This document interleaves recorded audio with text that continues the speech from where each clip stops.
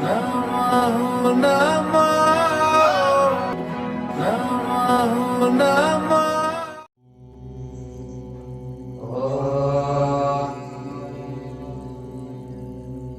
भद्रं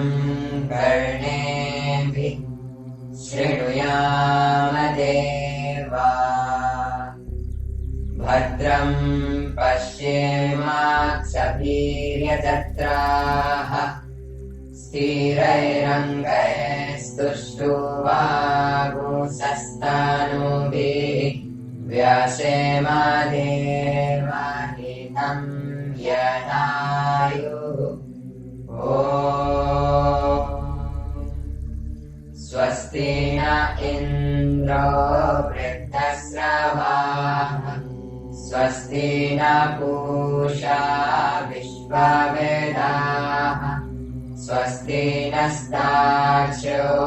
अरिष्टनेमिः स्वस्ति नो बृहस्पतिर्दधातु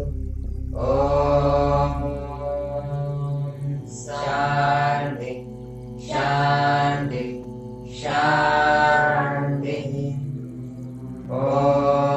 नमस्ते गणपतये त्वमेव प्रत्यक्षं तत्त्वमसि त्वमेव केवलं कर्तासि त्वमेव केवलं धर्तासि त्वमेव केवलं धर्तासि त्वमेव सर्वं कल्पितं ब्रह्मासि त्वं साक्षादात्मासि नित्यं ऋतं वच्मि सत्यं वच्मि अवत्वं माम् अववक्तारम् अवश्रोतारम् अवदातारम् अवधातारम् अवानुजानवशिष्यम् अवपश्चात् अवपुरस्तात् अवोत्तरात् अवदक्षिणात् अवचोर्ध्वात् अवाधरात् सर्वतो मां पाहि पाहि समन्तात् त्वं वाङ्मयस्त्वं चिन्मयस्त्वम् आनन्दमयस्त्वं ब्रह्ममयस्त्वं सच्चिदानन्दादित्योऽसि त्वं प्रत्यक्षं ब्रह्मासि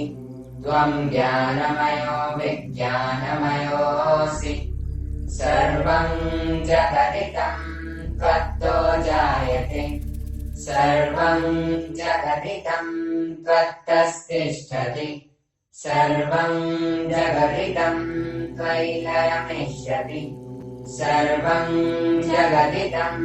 त्वयि प्रत्येति त्वं भूमिरापो नलो निलो नभः त्वं चत्वारि वाक्पदानि त्वं गुणत्रयातीतः त्वं देहत्रयातीतः त्वं कालत्रयातीतः त्वं मूलाधारस्थितोऽसि नित्यं त्वं शक्तित्रयात्मकः त्वां योगिनो ध्यायन्ति नित्यं त्वं ब्रह्मा त्वं विष्णु त्वं रुद्र त्वम् इन्द्र त्वम् अग्नि त्वं वायु त्वं सूर्य त्वं चन्द्रमास्त्वं ब्रह्मभूर्भुवस्वरो गणादिं पूर्वमुच्चार्य वर्णादिं तदनन्तरम् अनुस्वारः परतरः अर्धेन्दुलसितम् तारेण रिद्धम् एतत्तवामनुस्वरूपम् गकारः पूर्वरूपम् अकारो मध्यमरूपम् अनुस्वारश्चान्त्यरूपम् बिन्दुरुत्तररूपम् नादः सन्धानम् सहिता सन्धि शैषा गणेश विद्या गणकऋषि नित्रिद्गायत्री छन्दः गणपतिर्देवता ॐ गणपतये एकदन्ताय विद्महे वक्रतुण्डाय धीमहि तन्नो दन्तिः प्रचोदयात् एकदन्तम् चतुर्हस्तम् पारामङ्कुशधारिणम् रथम् च वरदौ हस्ते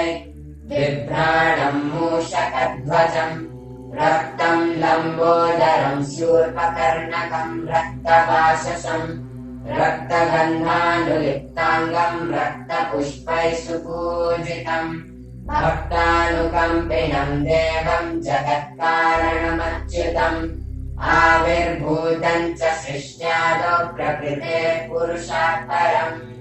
एवम् ध्यायति यो नित्यम् स योगी योगिनाम् वरः नमो व्रातपतये नमो गणपतये नमः प्रथमपतये नमस्तेऽस्तु लम्बोदराय एकदन्ताय विघ्ननाशिने शिवसुताय श्रीवरदमूर्तये नमो नमः ॐ गणपतये